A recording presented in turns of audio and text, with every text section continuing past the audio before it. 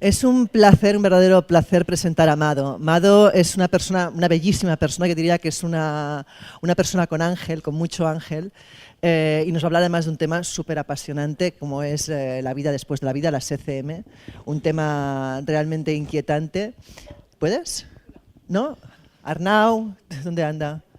El técnico. Sí, no sé, creo que sí. ¿Sí? Creo que sí, es que me han dicho, A ¿lo ver. sabes poner? Y yo he sido tú chula y he sido, sí. Sí, yo creo que sí, yo creo ¿Sí? que ahora sí. Bueno, pues eso, os dejo con Mado Martínez, la mayoría de vosotros la conocéis, además lleva una carrera periodística, de libros, de escritora y todo bestial, colaboradora de muchísimas revistas, de muchos programas de misterio, y nada, te los dejo todos tuyos. Gracias, muchas gracias.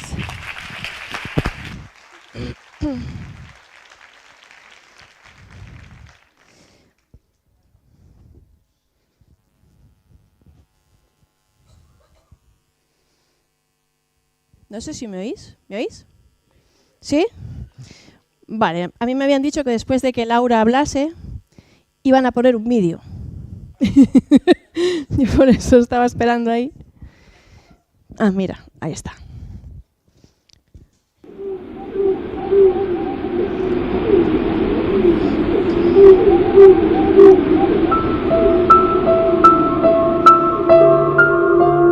Una investigación basada en casos reales que demuestra la existencia del más allá. Ha llegado el momento de descubrir la existencia del más allá, con evidencias empíricas, testimonios asombrosos, casos inexplicables, entrevistas a científicos. La muerte no existe.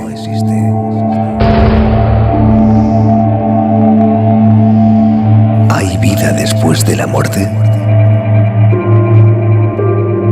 Descubre las experiencias cercanas a la muerte y los mensajes del más allá, como nunca antes te lo habían contado.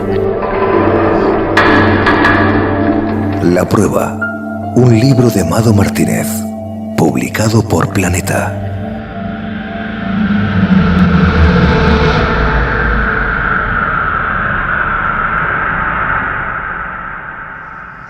Bueno, ahora sí que ya.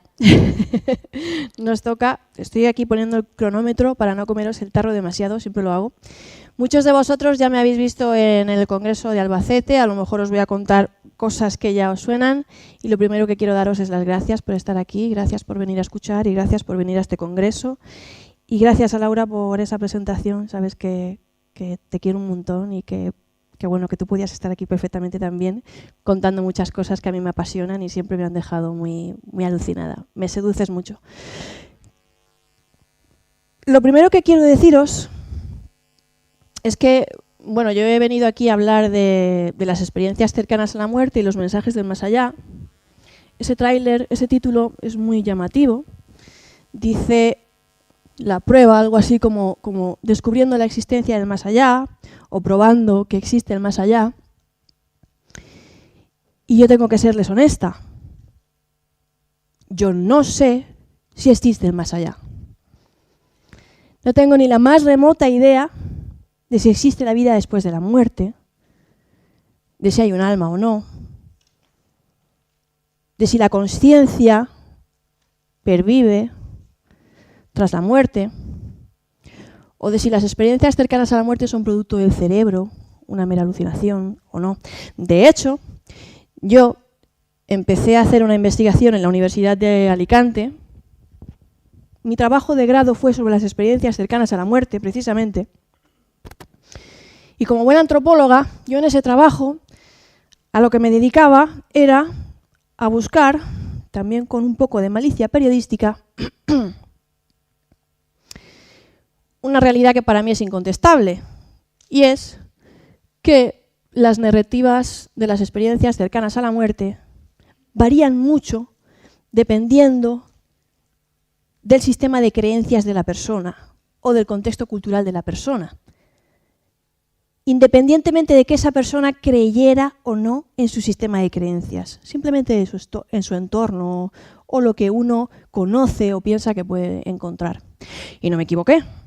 El más allá puede ser algo muy contradictorio dependiendo a quién le preguntemos.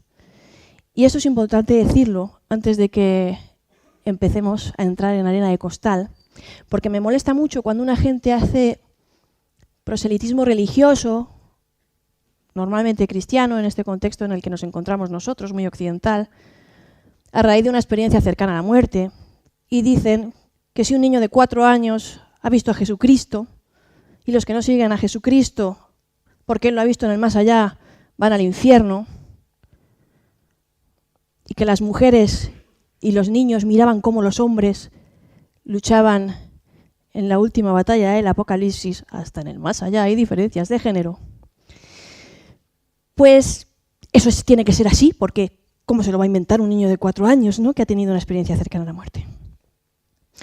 Bien, con todas estas cosas es como yo empecé a estudiar las experiencias cercanas a la muerte, y haciendo mi trabajo de campo, antropológico y periodístico, me empiezo a encontrar cosas que escapan a mi razón antropológica y que no tienen una explicación cultural y para las que la ciencia tampoco tiene una explicación. Por ejemplo, ¿sabían ustedes que alrededor del 50% de las personas que tienen una experiencia cercana a la muerte, sobreviven para contarlo, obviamente,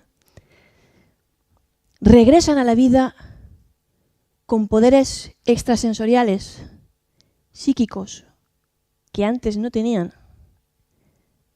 Mediumnidad con encargo de recado, sin haber sido nunca médiums, visión remota, clarividencia y una serie de poderes de película, aunque esto suene así, a película, que antes no tenían.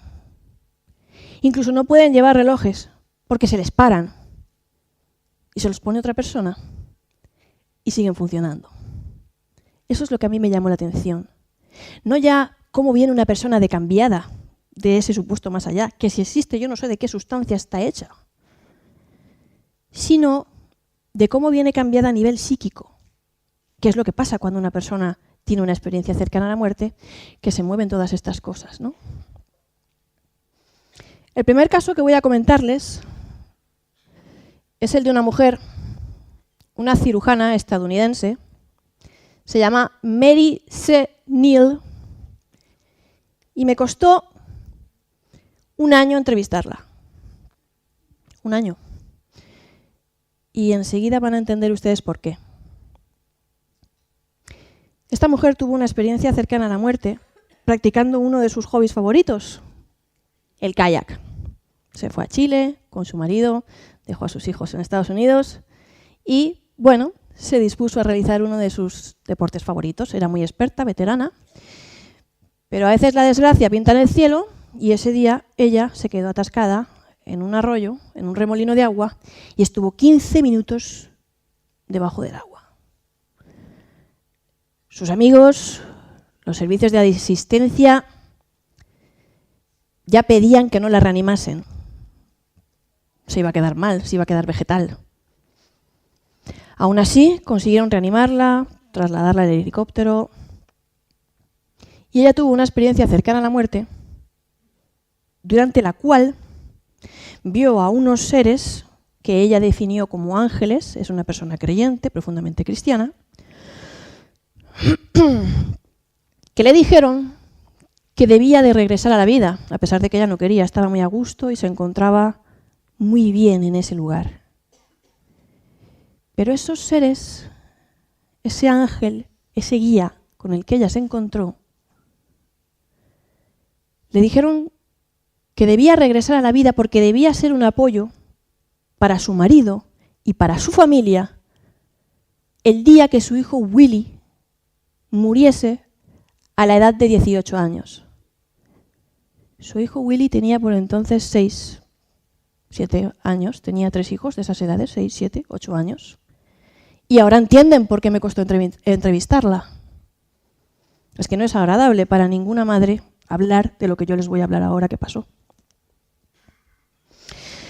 Ella regresó a la vida con esa espada de Damocles sobre la cabeza, una madre, sabiendo que la experiencia que había tenido era súper real, porque para ella era más real que la vida misma, ansiando que no llegara el momento en el que esa profecía se hiciera real. De hecho, ella pensaba que por haber vuelto a la vida, podría hacer algo para cambiarlo, ya que por lo menos había vuelto, ¿no? Bueno, su hijo Willy cumplió los 18 años y un día sufrió un atraco. Él estaba hablando con su madre por teléfono mientras le estaban atracando y ella le recomendó que no se enfrentase al atracador, que saliera de allí corriendo, porque el atracador llevaba un arma. Esto es muy normal en Estados Unidos, ya lo sabéis. Y él salió corriendo y se salvó. Y Mary dijo, ya está, lo he conseguido, yo he vuelto a la vida y he salvado a mi hijo Willy. Yo le he salvado por haber vuelto a la vida. Sin embargo, pocos meses después, su hijo Willy falleció en un accidente de esquí. La profecía se había cumplido. Y yo me pregunto, ¿qué pasa cuando una persona tiene una experiencia cercana a la muerte que es capaz de regresar a la vida sabiendo que su hijo va a morir? ¿Qué es lo que se activa dentro de nosotros? ¿Es nuestro cerebro? Bueno, a lo mejor nuestro cerebro es algo más de lo que pensamos que somos, o definitivamente el ser humano es algo más de lo que somos. Les voy a poner más ejemplos. Les voy a hablar de Peter Urkos. Hoy en día este nombre es prácticamente desconocido, seguramente aquí nadie en la sala tampoco lo conoce. Murió hace ya unos 30 años. Pero resulta que este hombre tuvo una experiencia cercana a la muerte y al regresar a la vida volvió hecho un Superman, pero así como se lo estoy diciendo, con unos poderes extrasensoriales tan impresionantes de visión remota y clarividencia que el FBI y la Interpol le llamaron en repetidas ocasiones para trabajar con él y para que les ayudase a resolver casos. Resolvió 27 casos en 17 países diferentes. Fue sometido a estudios en ciertas universidades que concluyeron que empíricamente sus poderes eran demostrables y que no había explicación para ellos, eso sí. Y todo por culpa de una experiencia cercana a la muerte. ¡Qué fuerte! Yo no sé a ustedes, a mí me da que pensar.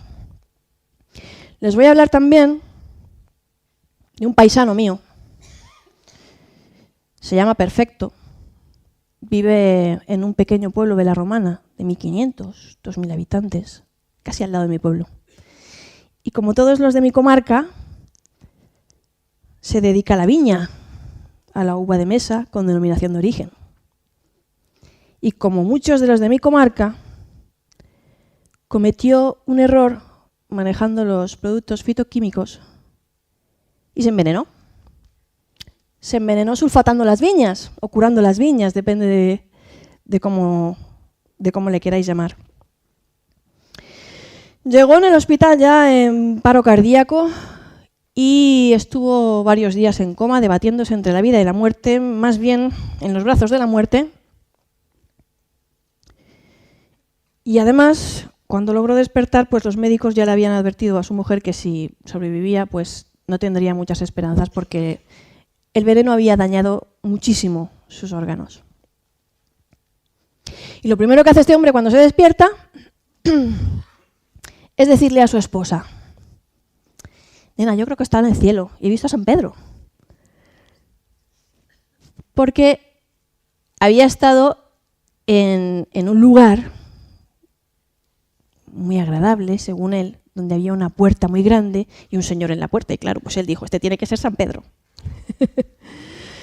Bueno, curiosamente él no se quería quedar ahí, al contrario de lo que se suele oír mucho, ¿no? De que la gente está tan a gusto, que no quiere volver, porque eso es todo paz y amor, que no es verdad, que hay muchos casos de experiencias cercanas a la muerte negativas, de las que se habla poco, pero existen.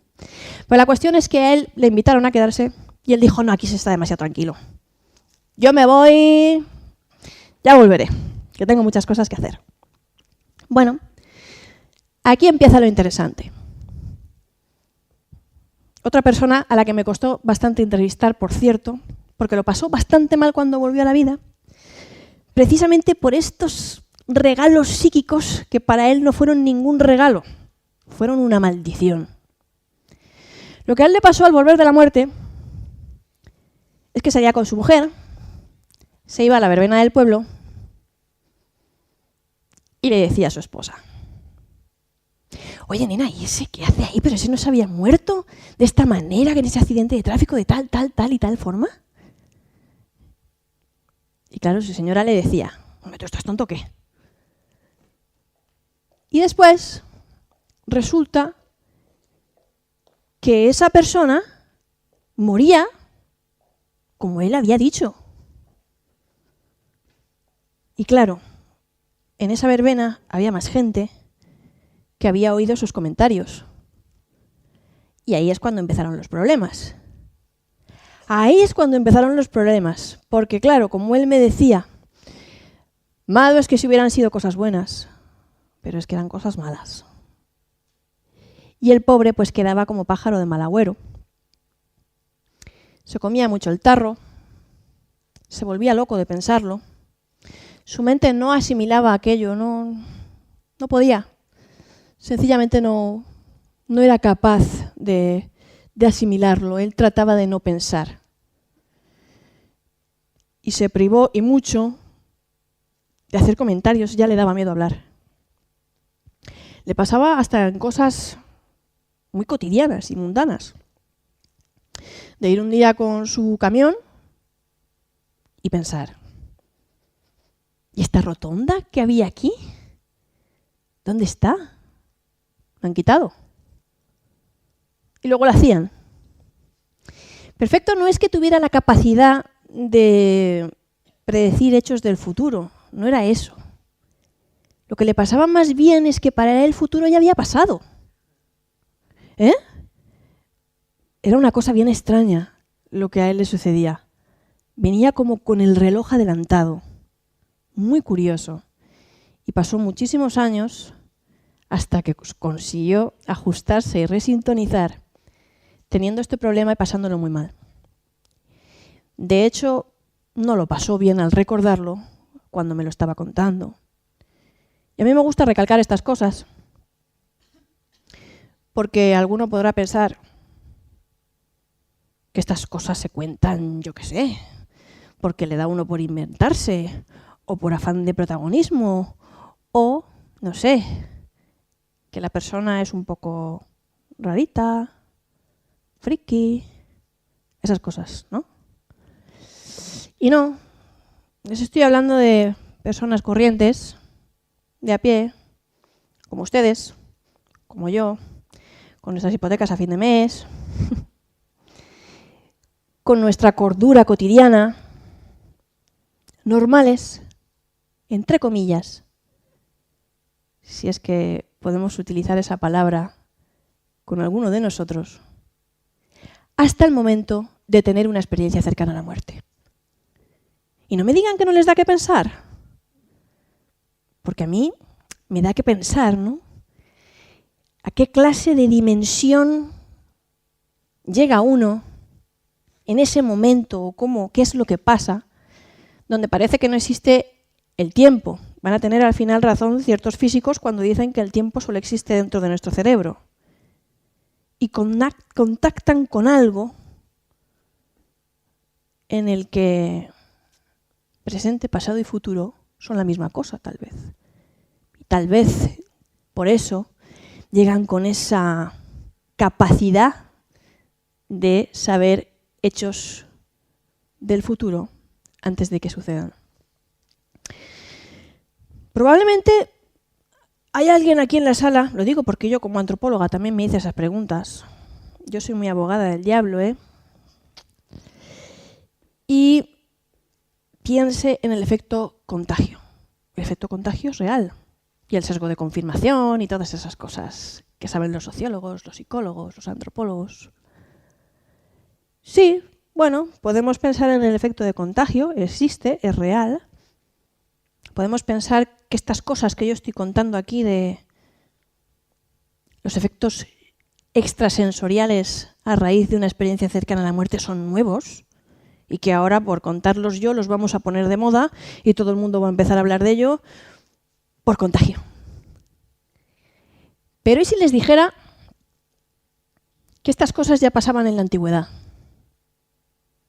¿Y si yo les dijera que en la antigüedad grecolatina ya tenemos testimonios de personas que tenían una experiencia cercana a la muerte y regresaban a la vida conociendo hechos del futuro que acababan sucediendo con total y absoluta precisión?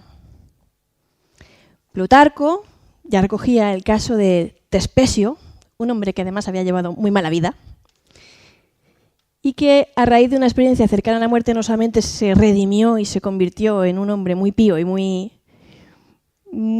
moral, sino que además volvió conociendo una serie de hechos del futuro que acabaron sucediendo, entre los cuales se encontraba la explosión del Vesubio. Puedo hablarles también de un texto aristotélico recogido en los fragmentos de Alquindi, de un rey, decía Aristóteles, que murió, regresó a la vida y fue capaz de predecir cuándo iban a morir todos sus amigos y a qué edades y cómo. Y todos fueron falleciendo a esas edades, cosa que Aristóteles decía que era porque seguramente ese hombre pues había salido fuera de su cuerpo de alguna manera y había logrado entrar en contacto con ese más allá, esa muerte, y por eso sabía esas cosas, ¿no? Bien, hay otro fenómeno del que se habla poco o nada, pero que es muy curioso porque también existe en un elevado porcentaje de casos.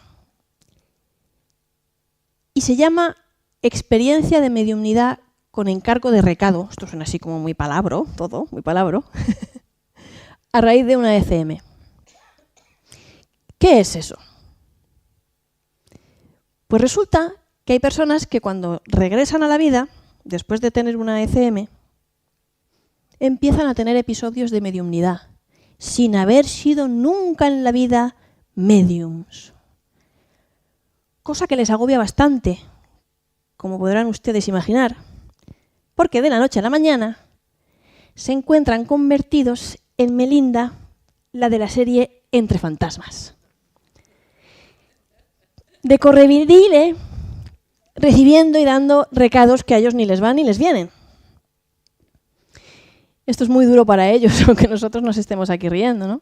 Pero imagínense el shock psicológico que supone para una persona, pues, verse transformado de esa manera, ¿no? Estoy pensando ahora mismo en el caso de una mujer que tras una experiencia cercana a la muerte tuvo este encargo de recado mientras se encontraba hablando por teléfono con su hermana y su cuñado fallecido, porque ella reconoció la voz de su cuñado, le empezó a susurrar unas palabras al oído. Le decía, burbujas amarillas. Cada vez más fuerte, es una cosa muy absurda, burbujas amarillas, ¿no? Y ella pensaba, mientras hablaba con su hermana, y estas palabras cada vez se las susurraba con más fuerza, tanta que al final le dijo a su hermana, oye Marsha, porque ella era de California, te voy a decir una cosa que te va a sonar a locura, pero te la tengo que decir. Burbujas amarillas. Y la hermana se emocionó y se puso a llorar al otro lado del teléfono. Y le dijo que es que una noche, viendo una película con su marido sobre Houdini, él le dijo que él no creía en el más allá. Y entonces acordaron que si uno de los dos fallecía, el que antes falleciese se iba a encargar de mandarle un mensaje al otro si el más allá existía. Pero esa frase tenía que ser muy absurda, la más absurda posible, para que nadie la dijera por casualidad, sino para que pudieran asegurarse de que eran ellos los que estaban mandando el recado. Y esa frase era burbujas amarillas. También en caso de Will, recogido en la Fundación de Estudios de Experiencias Cercanas a la Muerte, que un buen día, pues también a raíz de una ECM, pasando por una casa, se quedó mirándola y vio al fantasma de una mujer.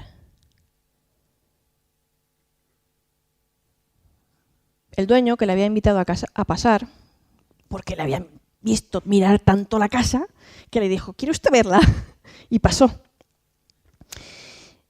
El dueño le estuvo enseñando la casa y él le dijo, mire, me va usted a tomar por loco, pero es que aquí hay una mujer dándome la paliza, porque era así,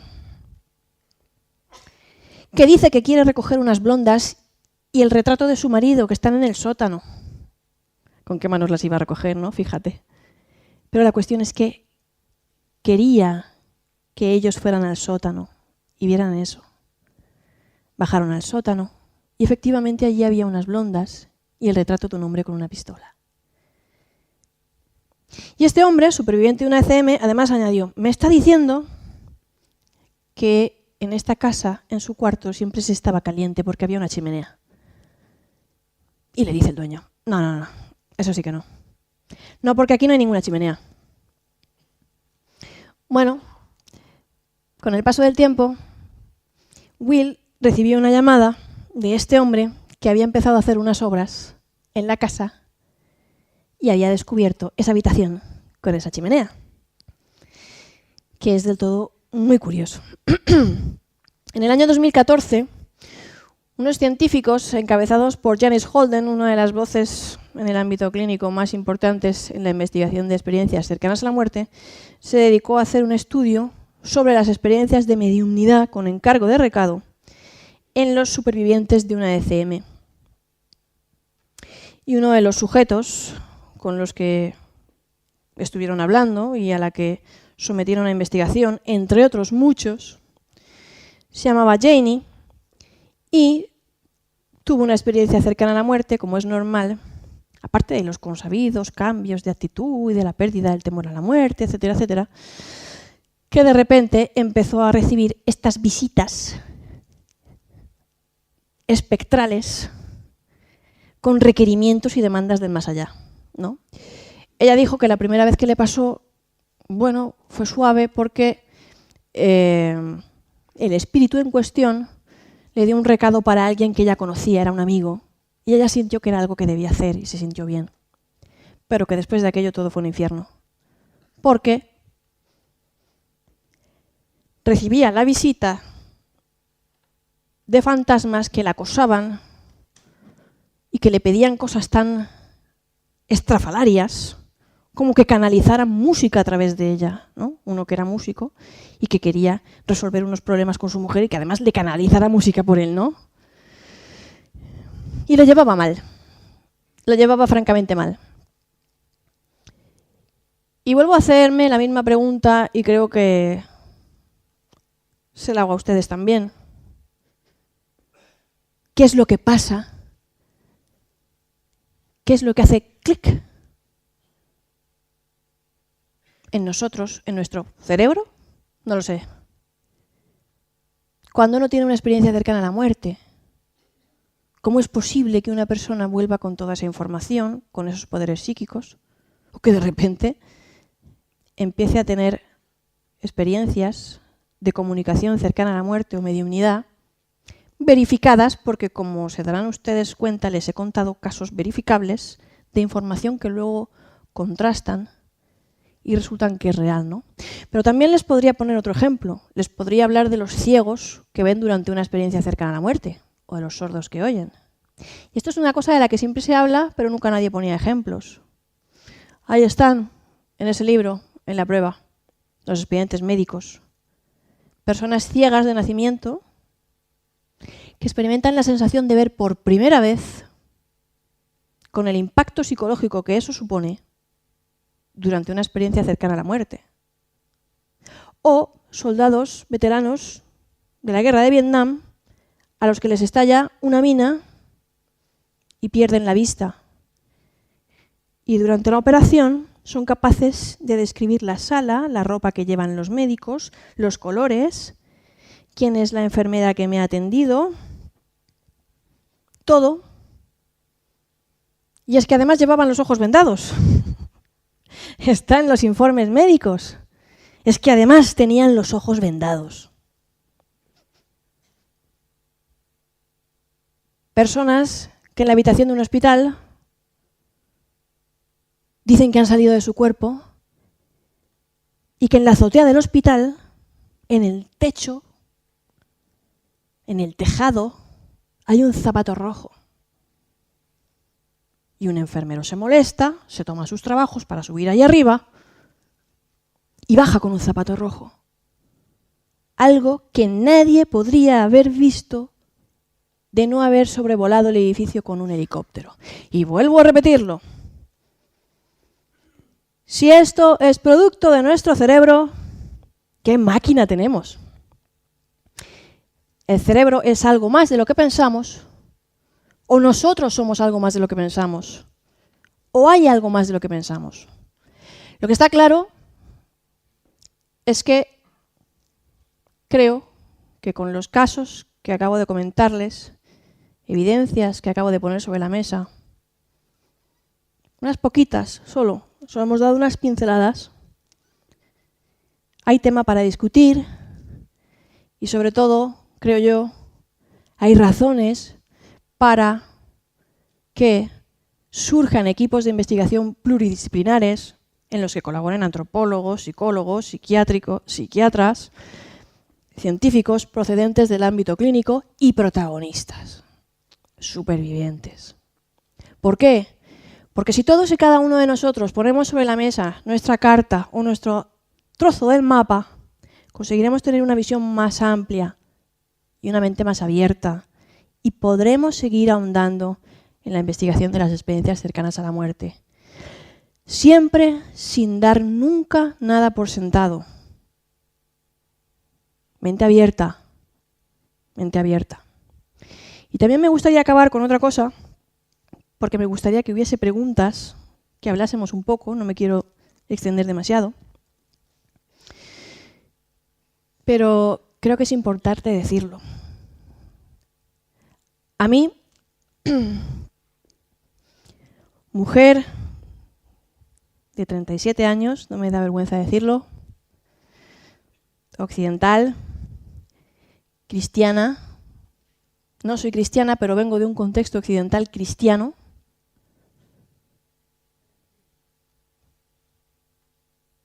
llevo yendo al médico desde que era pequeña, viendo batas blancas y estudiando en los libros ciencia y otras cosas. Me inquieta la pregunta de si hay una vida después de la muerte. Sé que a muchos de ustedes también le inquieta. Hace poco estuve en un congreso de Albacete y vino una señora a buscarme a la cafetería. Una señora mayor, anciana. Gente que se siente cercana a la muerte. Y me dijo, Mado, por favor, yo quería hacerte una pregunta. Quiero que me digas si tú crees si hay vida después de la muerte. En el fondo, si tú crees si hay algo después de la muerte y no lo has querido decir en el estrado. La gente busca una esperanza, quiere creer. Y yo no le pude decir nada. No pude.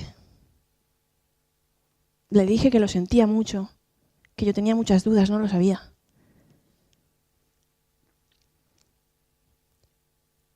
No sé si hay vida después de la muerte,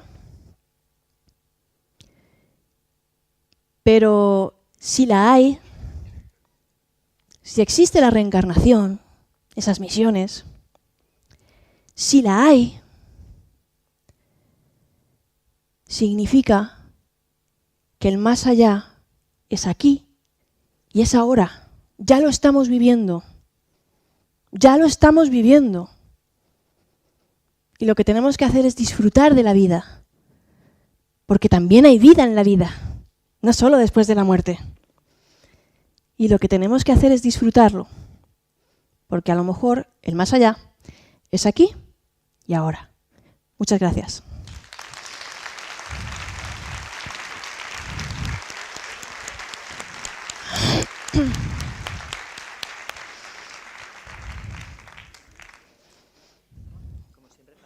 Fantástico.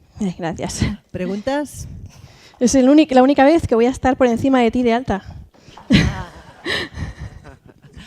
Bueno, gracias por esto, ha sido muy bonito. Me gustaría preguntarte una cosa. Has estado explicando... ¿Dónde estás? Aquí. Ah.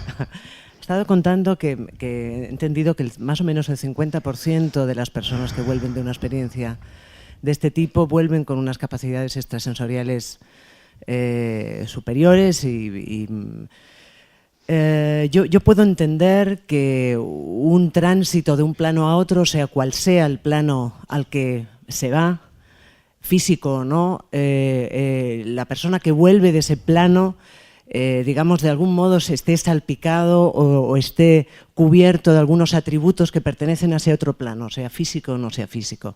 Mi pregunta es, ¿qué pasa con aquel 50% que no vuelve con capacidades extrasensoriales? ¿De qué modo le afectan y por qué crees tú que no vuelven con capacidades extrasensoriales? Gracias. A lo mejor en el momento en el que les preguntaron todavía no lo habían tenido. También quiero señalar que normalmente cuando una persona tiene una experiencia cercana a la muerte no la cuenta, o el médico no se la cree o no le da crédito. En el caso de que se le dé crédito o la pueda contar, nos solemos quedar con qué es lo que ha pasado en el más allá, porque nos interesa saber cómo es el más allá. Cosa que a mí me parece ridícula, entre comillas, porque dependiendo de a quién le preguntemos, el más allá puede ser una cosa muy contradictoria. Unos dirán que es el juicio final, otros dirán que no, que allí todo es paz y amor, otros que se les deja volver, otros... Esa antesala, desde luego, está pasada por un filtro cultural indiscutible, a pesar de todos los elementos comunes que luego pueda haber, ¿no? Como encuentro con seres guías, experiencias fuera del cuerpo, etcétera, etcétera. Preguntar, hacer un seguimiento a un paciente en el ámbito clínico, que es donde se suele hacer, después de la experiencia cercana a la muerte es algo que nunca ocurre. Pocas veces ocurre. Si lo hacen los que se dedican específicamente a eso. Claro, ahí ya estamos reduciendo un poco el campo. Y a lo mejor si le preguntamos a los pocos días, porque tampoco hay pasta para hacer seguimiento de años, pues no nos va a decir nada. Entonces, no sé si el porcentaje sería menor o mayor. La pregunta de por qué unos vienen con experiencias y regalos psíquicos y otros no. Pues mira, no tenemos ni idea. Tampoco sabemos por qué unas personas tienen una experiencia cercana a la muerte positiva y otros la tienen infernal. Hay gente a la que le han dado palizas en el más allá. Se los han comido vivos. Horrible. No lo sabemos. ¿Por qué? O porque unos las tienen y otros no. Todavía no lo sabemos. Mando, felicidades. Hola, gracias. Has estado extraordinaria. ¿Qué te iba a comentar? Hay una cosa que quiero certificar aquí esta noche, y es que a partir de los 8 años yo tuve una intervención, en los 8 años, tuve una intervención de amígdala, de la cual estuve a punto de morir. Mis padres no daban, bueno, los médicos le dijeron que no sabía si salía.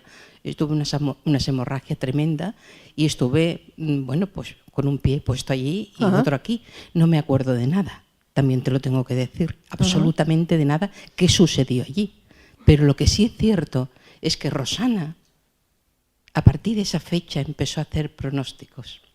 Y a partir de esa fecha, bueno, empezaron mis padres a sentir que yo era una persona sensitiva, y después, obviamente, que era medium. Quiero decirte que mi experiencia es constatable, tanto con papeles médicos, estuve a punto de morir, y a la vez con una historia de muchísimos años dentro del mundo de la experiencia y la mediunidad. Me quedó. Muchas gracias por compartirlo con nosotros, Susana. La verdad es que los Rosana, grandes... Rosana. Perdona, es que tenía otra Susana en la cabeza. Los grandes profetas de la humanidad, mediums como Chico Javier, Baba Vanga, etcétera, desarrollaron sus poderes a partir de una experiencia que a punto estuvo de llevárselos a la muerte, y que en antropología, cuando estudiamos el chamanismo, los poderes del chamán y la capacidad de comunicarse con el mundo de los espíritus y de dominar a los espíritus en beneficio de la comunidad proviene de debatirse entre la vida y la muerte con una enfermedad, normalmente una enfermedad o que te alcance el rayo o algo así, en muchas culturas indígenas también. O sea que, bueno, vienes un poco a confirmar. Sí, me confirmas, gracias. Que quería contar un pensamiento mío. Yo creo que la experiencia cercana a la muerte la tenemos todos los seres humanos todos los días. Creo que el ser humano se alimenta de agua, comida, aire y necesita salir, por decirlo, de manera totalmente inconsciente al más allá y volver totalmente inconsciente.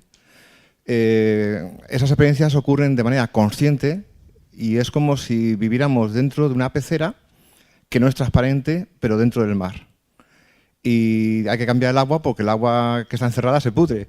Entonces se abre una abertura, sales inconscientemente el pececito afuera, cambia el agua y regresas otra vez dentro. Pienso que lo hacemos todos los días. Salimos al astral, renovamos y si una persona no duerme profundamente, termina muriendo. Y lo que pasa es que lo hacemos totalmente inconsciente y cuando somos plenamente conscientes es cuando entonces vemos lo que hay más allá y nos mojamos de esa información que la traemos más acá. ¿Qué opinas de ello? Pues opino que hay personas que han tenido una experiencia cercana a la muerte a raíz de cansancio extremo. Tenemos relatos de soldados, mayormente de soldados, pero también de niños que se han perdido en la sierra, etcétera, etcétera, que han tenido una experiencia cercana a la muerte por cansancio extremo, por estar caminando 3 días sin comer, sin beber, yendo de una trinchera a la otra, y en ese momento han tenido una experiencia cercana a la muerte que va un poco en la línea que lo que has dicho tú de si no duermes al final, ¿no?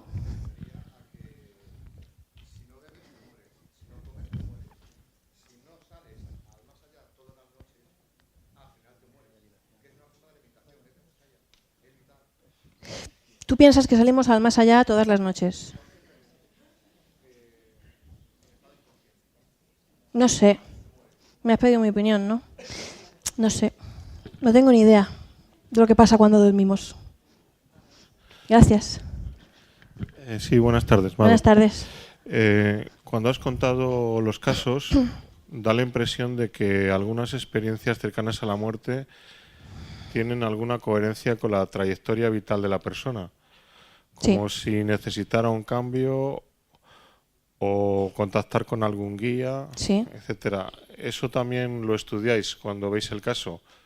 O sea... Los psicólogos, sí, llevan años estudiando la variedad de experiencias religiosas y bueno, parece ser que necesitamos la experiencia religiosa o la experiencia mística.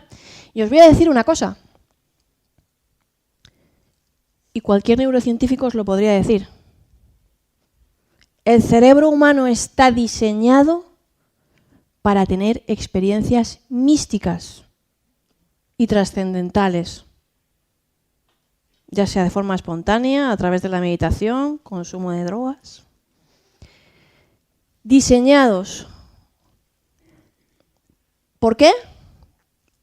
Nuestro cerebro de Homo sapiens es así, ha evolucionado así. ¿Necesitamos esas experiencias? A lo mejor.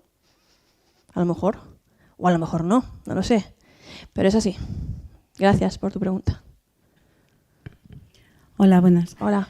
Bueno, me gustaría preguntar si tiene alguna relación, como otras veces he escuchado a otras personas que habláis de estos temas, el medio cultural o religioso en que te hayas educado y después, bueno, también lo que han dicho por ahí, lo de los sueños, ¿no? Que también es algo muy... A mí, por ejemplo, que es que siempre recuerdo los sueños, pues a veces por las noches cuando me voy a dormir, muchas veces pienso, bueno, a ver a dónde me voy esta noche. No he tenido ningún sueño lúcido ni nada de eso, solo que me acuerdo. Y después otra cosa que comentabas, lo que decías al respecto de que las personas cuando han tenido alguna experiencia de este tipo, me imagino que, no sé si todas las buenas o las malas, porque también has comentado que hay experiencias que no son tan buenas, no sé de qué manera a esas personas les cambia la vida si han sido malas, pero lo que sí que pienso que si de verdad, realmente eso te cambia, si vuelves, tienes que volver como una persona humilde, sencilla, y no una persona que luego después te lucres con esto. Bueno, voy a ver si me acuerdo de todo lo que me has preguntado. Te añado una cosa a lo que te ha dicho ella con las malas. ¿Tienes verificado qué porcentaje de personas que han tenido malas experiencias es que no eran precisamente buenas personas? Pues parece ser que muy alto. También roza el 50%. ¿Qué es lo que pasa? Que las personas que tienen una experiencia cercana a la muerte negativa no la suelen contar, eso en primer lugar. Algunos necesitan tratamiento. En ambos casos, se tenga positiva o negativa, la gente cambia radicalmente, se le pierde el miedo a la muerte, tienen un cambio radical de valores.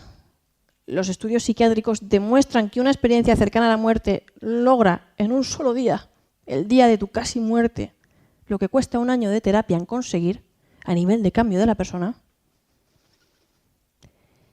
Los suicidas dejan de reintentarlo, etcétera, etcétera. El mayor índice de divorcios se encuentra entre las personas que tienen una experiencia cercana a la muerte, por ese cambio brutal de personalidad que ni siquiera sus parejas a veces logran reconocerlos. Esto le pasó a Sharon Stone, Laura, no te rías que... ¿Tú has tenido 3 divorcios? Lo hice por ella. Bueno, vale. Lo tienen muy claro, por así decirlo, ¿vale? Lo tienen muy claro.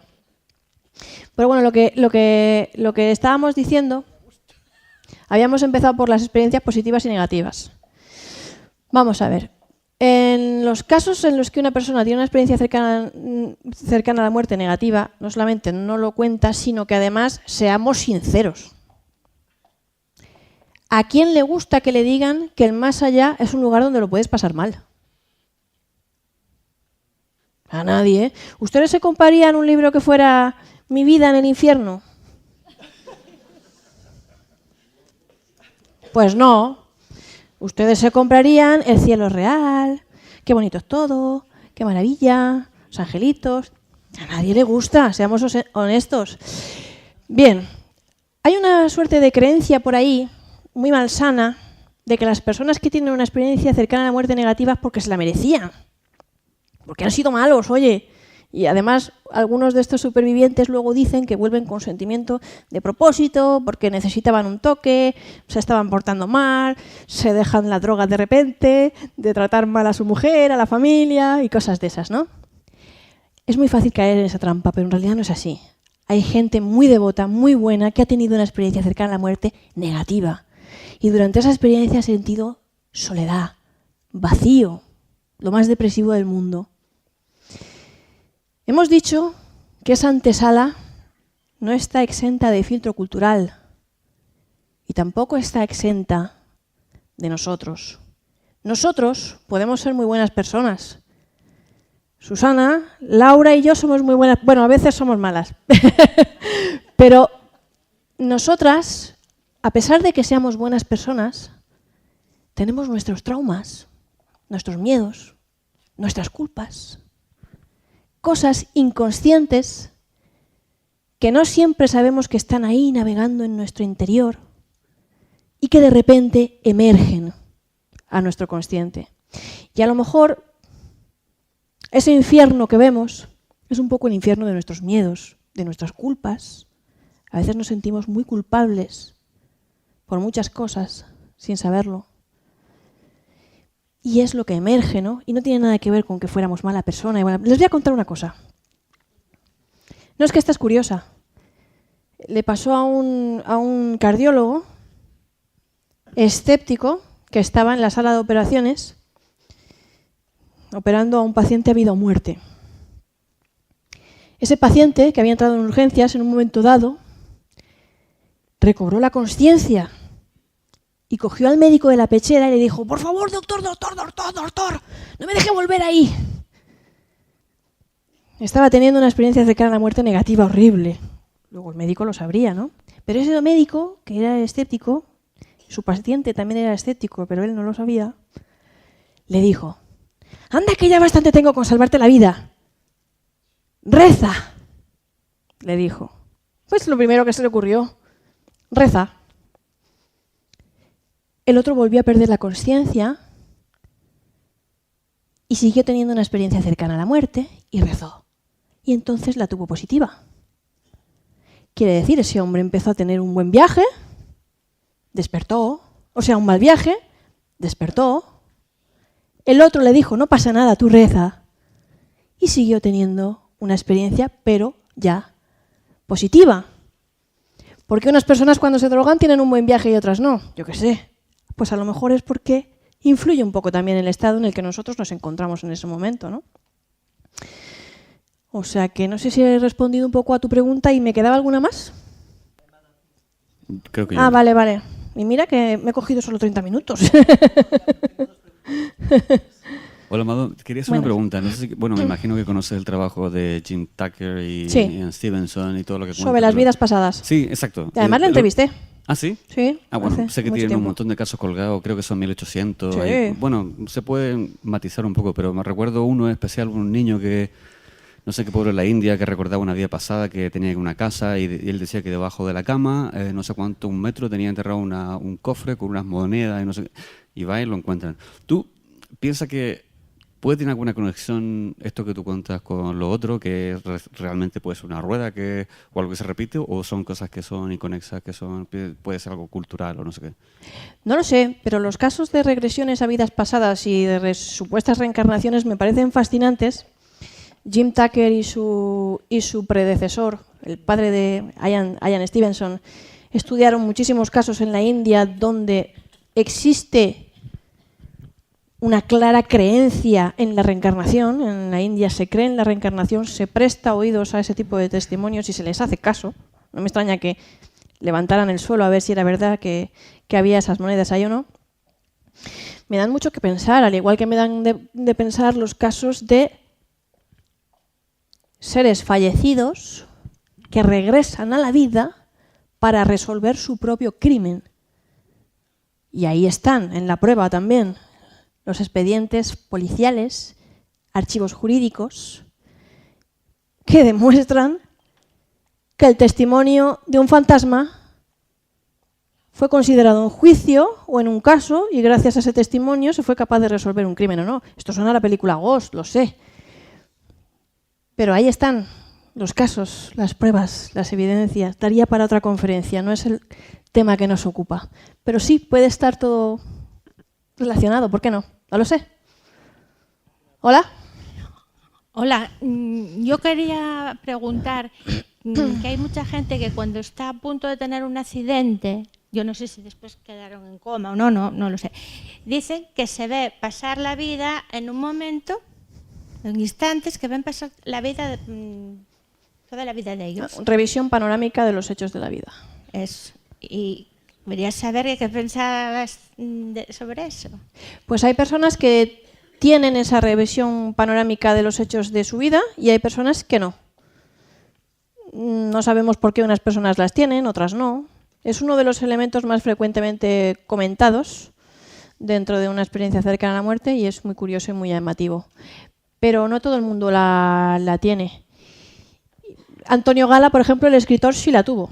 Él decía que vio hechos muy cotidianos de su vida, ¿no? Lo más cotidiano, que uno pudiera pensar que al final pues lo más cotidiano es lo que tiene más valor, ¿no? Y también decir que depende un poco también del contexto, la cultura, ver un túnel o no ver, ese tipo de cosas. Lo que veníamos hablando antes del filtro cultural, en la antigüedad grecolatina, cuando uno tenía una experiencia cercana a la muerte, iba al inframundo, veía a los dioses griegos y esas cosas. Es muy curioso, muy curioso. Ajá. Quisiera comentarte que respecto a este tema, todos los pueblos, desde el origen de la humanidad, han creído en la existencia del más allá. Solamente en los últimos tiempos se duda, hay gente que duda a nivel colectivo, no individualmente. Incluso hoy en día los pueblos primitivos siguen creyendo, adorando a los espíritus, a su mundo, su religión, a su forma. Y bueno, pues existen las 3 grandes religiones monoteístas. En fin, la mayoría de la humanidad, de una forma o de otra, cree en la existencia del más allá.